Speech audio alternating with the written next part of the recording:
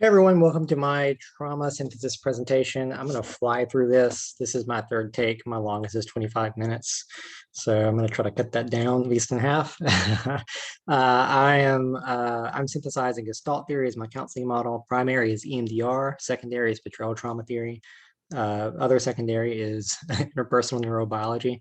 And in the peripheral, I'm using sensory motor because I think it's really useful for assessing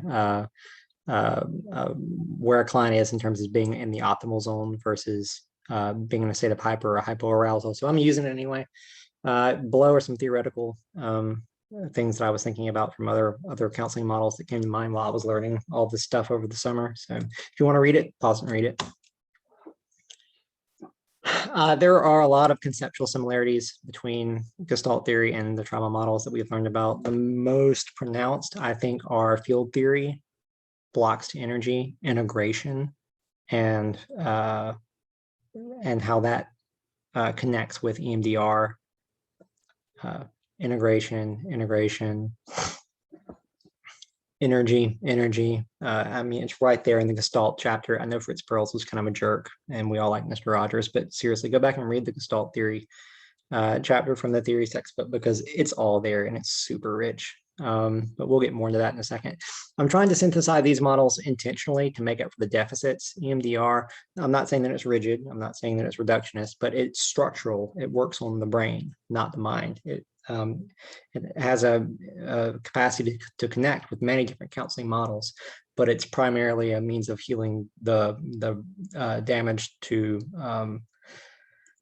through healing the brain rather than healing through therapeutic interactions in an interpersonal setting. And so I'm using Gestalt theory for that. And these two tend to connect somewhere in the middle. And I'll go into more on that later.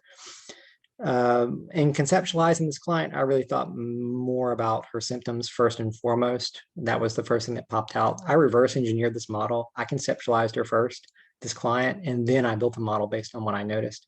And here I'm organizing symptoms based on whether they correlate to hypo or hyper arousal.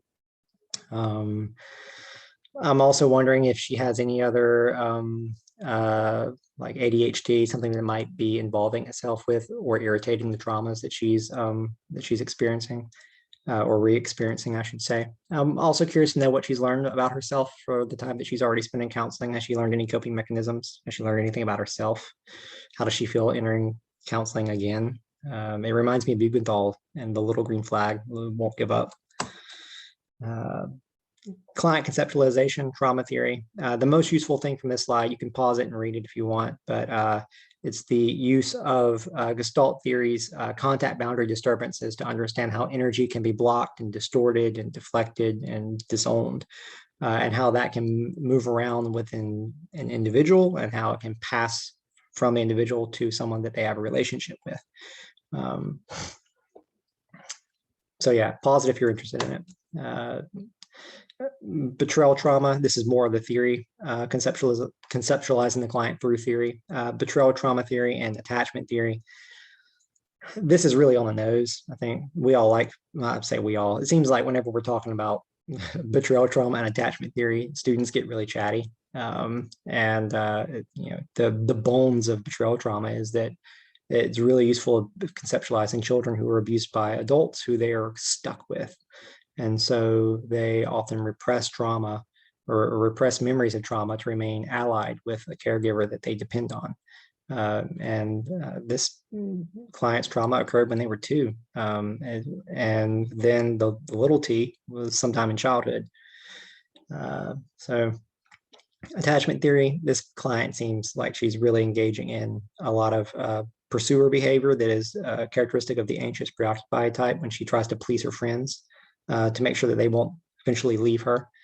And I'm bringing in some Freudian psychodynamic stuff here as well with compensation. His ego defense mechanisms seem a lot like the contact boundary disturbances. And compensation is making up for a deficit. And so here, her negative cognition relates to her feeling of self-worth. She's not lovable. So to translate that, it is, I cannot do or be X, but I can do or be Y. I can't be, I'm not lovable. You cannot love me. I can't be loved by you, but I can do or be Y. And so I'm not worthy of love, but I can be useful to you. And if I'm useful enough, maybe you won't leave. There's a difference between being loved for what you can do for people and being loved for who you are.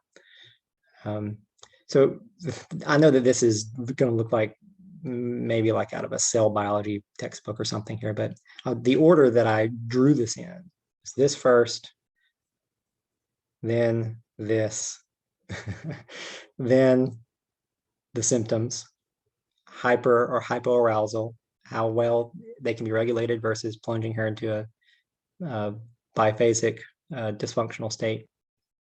Then I felt, well, I need to know how frequent they occur, their duration, their intensity, and are they cognitive, affective, or sensory motor.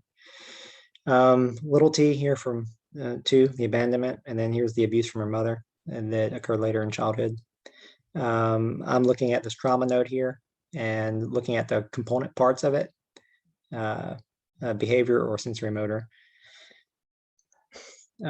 cognition, thoughts, and then is that an A? Yeah, A for affect. The dominant attribution, attributions from lifespan, something I picked up. Attribution theory is process of meaning making and looking for causes. So why did dad leave? Because I'm not worthy of love. Yeah, and so that is a meaning that is derived from an event that was a fact. I was not. I felt powerless is a fact. I am powerless is meaning. And so the dominant attribution here seems to be that she feels defective, guilty, worthless, has inappropriate feelings of guilt. Others could be, I am powerless, I am not safe, but hers is about her. It relates to self-loathing. And here I'm thinking about, what does this client do to protect herself from things that she's afraid of? How does she manage her negative energy? And I'm just calling it a defensive maneuver. That's, contact boundaries, or contact boundary disturbances, Freudian ego defense mechanisms. So I'll ping pong around here and tell you what I see out of the client. Her symptoms are run the gamut of being hyper or hypo aroused. So it's hard to know if she's exercising top down or bottom up processing. I'm curious about what her orienting responses are, and how much overlap there is that with her symptoms of dysfunction. She's engaging in pursuer, withdrawer, or she's a pursuer in the attachment theory paradigm, and in doing that, she's activating parts of her parasympathetic network, which is, I'm borrowing that from the polyvagal theory, to invest in her friends and do things for them. And so it's that social engagement, so that they won't leave her. And that's her ego defense, it's compensation. And her contact boundary interruption, I believe, is retroflexion. It's doing to herself what she would like to do to others. She resents her, I would wager, resents her mom and her father for the abuse and for the abandonment. But she doesn't get mad at them. So she turns that inward on herself, and it's self-loathing instead. That was a concept that I struggled with understanding. And I don't drink all of the Fritz Perls Kool-Aid. I don't think that resentment is always unexpressed guilt, and vice versa. But pathological guilt can be the other side of resentment. And the vignette said that she feels inappropriate feelings of guilt. I'm not going to mess with EMDR. I don't want to fix something that's not broken. So I want to modify the earlier phases to import parts of these models that I'm bringing in. Namely the history and preparation phase. For the history taking, I would use a genogram. I think that not to get ahead of myself, but the self-critique is that this could be more multicultural, but it tends to be very white European-y. And as psychodynamic theories tend to be, or structural theories tend to be as well. And genograms can give you a picture of a person's family and cultural and sociocultural background. That can be very useful, I think, for importing multicultural values into this process. And you can make a genogram for anything. You can make it for emotions and within relationships. And that can be very useful for overlapping with mind maps and field theory, and see a person's relationships and whether they are positive or negative. Maybe there are positive memories associated with those relationships that could be activated for installation. Maybe that can be a way that a client can understand negative relationships and negative emotions that they did not even understand that they still were carrying around inside of them. So that's part of a memory node emerging through this process. I think it can be very useful, and I feel sure that I would use it. The preparation phase, this is something that I really wanted to talk about. Certainly we have to respect client autonomy to make their own decisions about the therapeutic conventions that they're going to engage with. That makes it would be unethical to coerce or pressure a client into doing something. But there is a place for compassionate confrontation, and there is a place for challenging clients. And sometimes that can overlap with psychoeducation and helping a client obtain clarity about what their values are.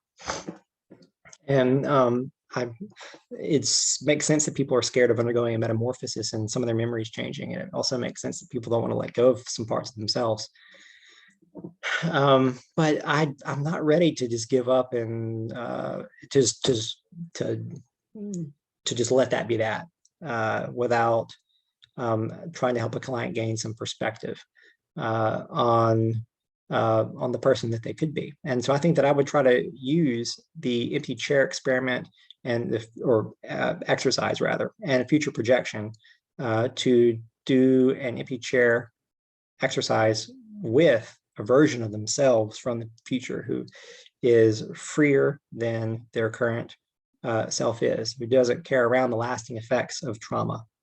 And letting go of that can be difficult, but I think that we have to recognize that a client's judgment might be impacted by the very traumas that they are coming to counseling to get help for. Like that's the cry for help. And there's more on this in a second with respect to the ethical differences between autonomy and accordance. And there might be some grief work that needs to be done if a person is saying goodbye to a part of themselves, and identity structures can move around. And that I feel like is part of the preparation. So the Gestalt exercises is just a rundown on this. You can pause it if you like. Autonomy and accordance. So yeah, this is Joe thinking about his next cup of coffee. This is Joe thinking about his speeding ticket. This is Joe thinking about all the free time he's going to have when he's done with this assignment.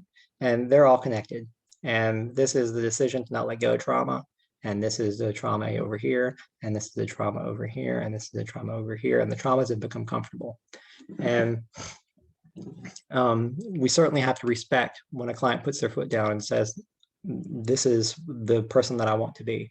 But I also think that we have to invite a person to get to know a version of themselves that they could be before they just swipe left and put the phone down, So I definitely think that I don't want to mess too much with the parts of EMDR that involve the adaptive information processing, but I think that I would import Gestalt therapy for the history taking, or I'm sorry, I would import Gestalt therapy for preparation. I would use a genogram for history taking, and I would use the various other trauma models that I've iterated on here as ways to conceptualize trauma, but also render some psychoeducation because the diverse models can appeal to, I think, a wide range of worldviews in a way that might make psychoeducation approachable.